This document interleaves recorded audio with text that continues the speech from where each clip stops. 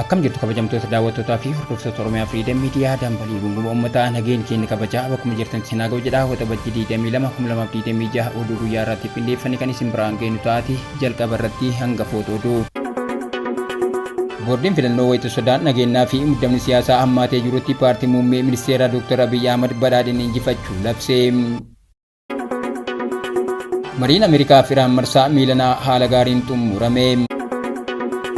Dhaabbileen Masriif gamtaan Imireetota Arabaa waliigaltee piroojeektii Kaayiroo haaraa doolaara biliyoona 3.1 ol baasuu walii mallatteessanii.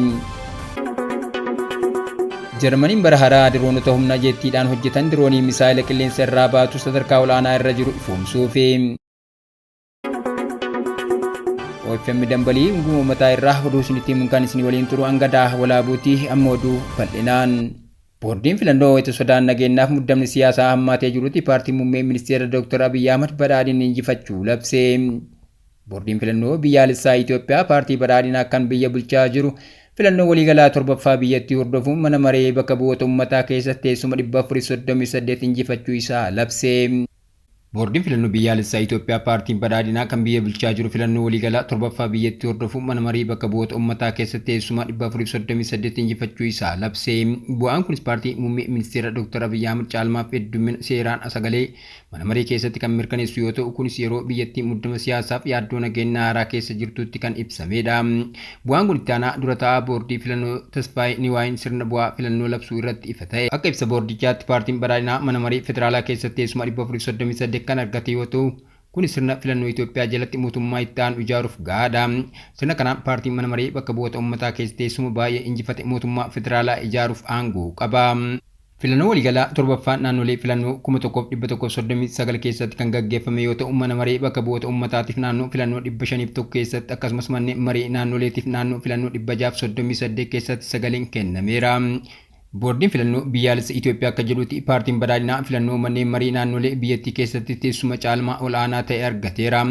Akka gabaasa boordichaatti paartichi Oromiyaa keessatti teessuma 523, Amaaraa keessatti 257, Somaalee keessatti 214, Kibba Itoophiyaa keessatti 182, Gaambeellaa keessatti 176, Sidaamaa keessatti 175, Dirre-Dhawaa keessatti 161, Beenishaangul Gumuz keessatti 145, Kibba Dhiyaa Itoophiyaa keessatti 144, Jiddugaleessa Itoophiyaa keessatti 143, Finfinnee keessatti 134, Affaar keessatti 124 fi Harar keessatti teessuma 32 injifateera. Boordichi dabalataan akka ibsetti naannolee filannoo mana marii bakka bu'oota uummataa 10 keessattii fi naannolee filannoo manneen marii naannolee 3 keessatti sagaleen irra deebiin lakkaa'ama.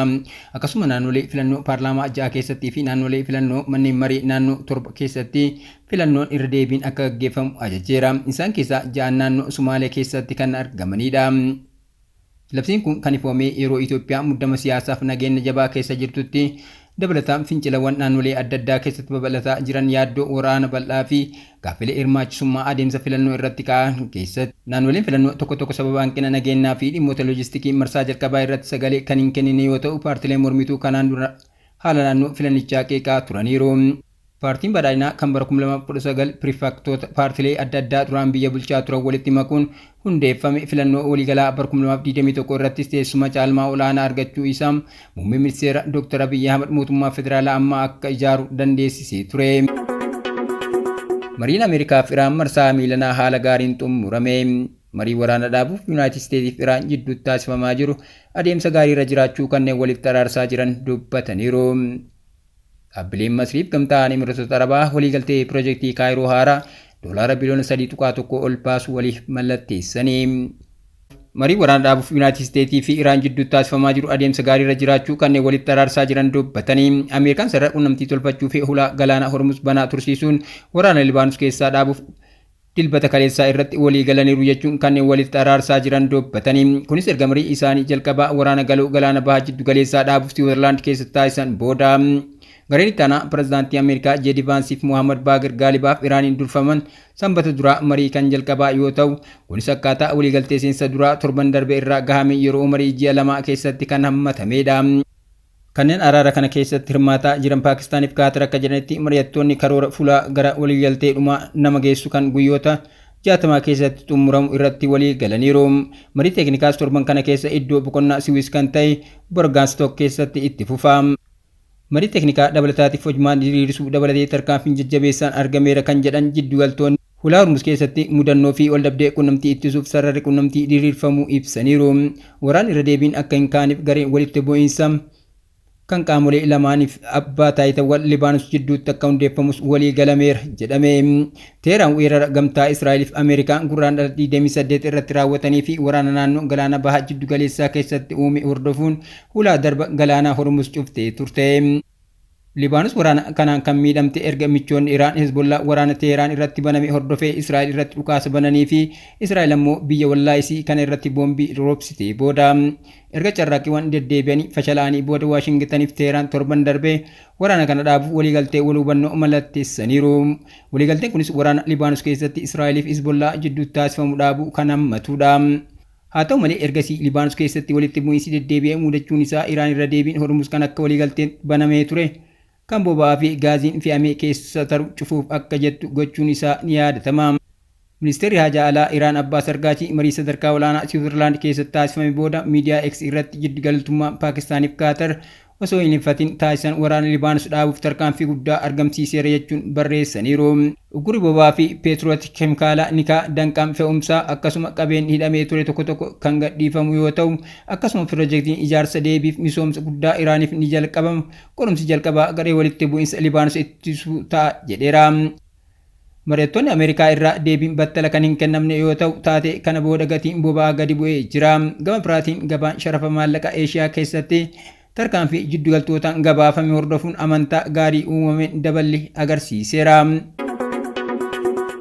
Ibsi mana maree ministeerota Masrii irraa bahee dhaabbileen gurguddoon lama kan Masriif gamtaa Imireetota Arabaa irraa walitti dhufan dilbata Kaayiroo haaraa keessatti piroojeektii magaalaa misoomsuuf oolu tokko ijaaruuf waliigaltee tarsiimoo kan doolaara Ameerikaa biliyoona 3.1 walitti tilmaamu mallatteessaniiru jedha. Dhaabbilee gurguddoon lama kan Masriif gamtaa Imireetota Arabaa irraa walitti dhufan dilbata Kaayiroo haaraa keessatti piroojeektii magaalaa misoomsuuf oolu tokko ijaaruuf waliigaltee tarsiimoo kan doolaara Ameerikaa biliyoona 3.1 walitti tilmaamamu mallatteessaniiru jedha ibsi mana maree ministeerota Masrii irraa bahe. Piroojeektiin kun magaalaa Madaa keessatti kan argamu yoo ta'u lafa kiiloomeetira iskuweerii 2.32 irratti kan diriiredha.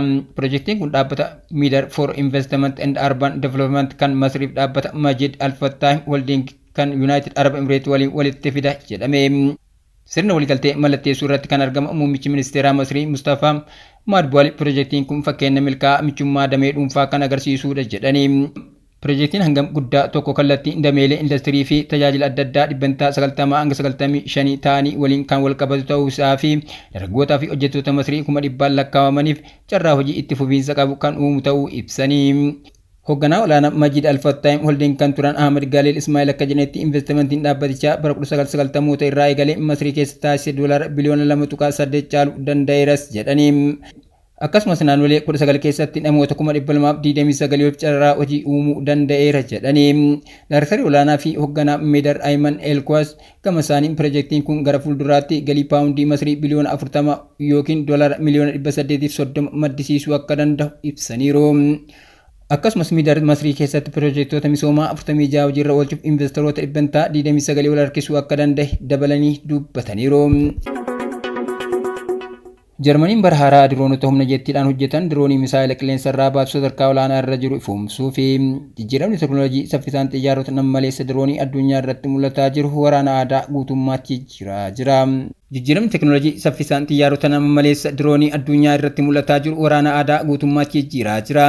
Kanumaan wal qabatee Jarmaniin diroonii idilee Pirooppileeraan oofan irraa gara diroonii lolaa haaraa mootora jettii saffisa guddaa qabuun hojjetamuutti cawwisii mirkaneessiteetti. Maqaan dogongoraatii yoo maqaa Kobraa 600 jedhu qabaatus waraanni Jarmanii dhugaa Kobraa sirna raadaraa lafa irratti hundaa'ee fi meeshaa waraanaa fi rokkeettii diinaa hordofuuf gargaaru malee diroonii miti. Haa ta'u malee piroojeektiin diroonii waraanaa jettii haaraa yeroo ammaa Jarmanii fi Eerbaas hojjetamaa jiru kun meeshaalee waraanaa sadarkaa olaanaa qabanidha.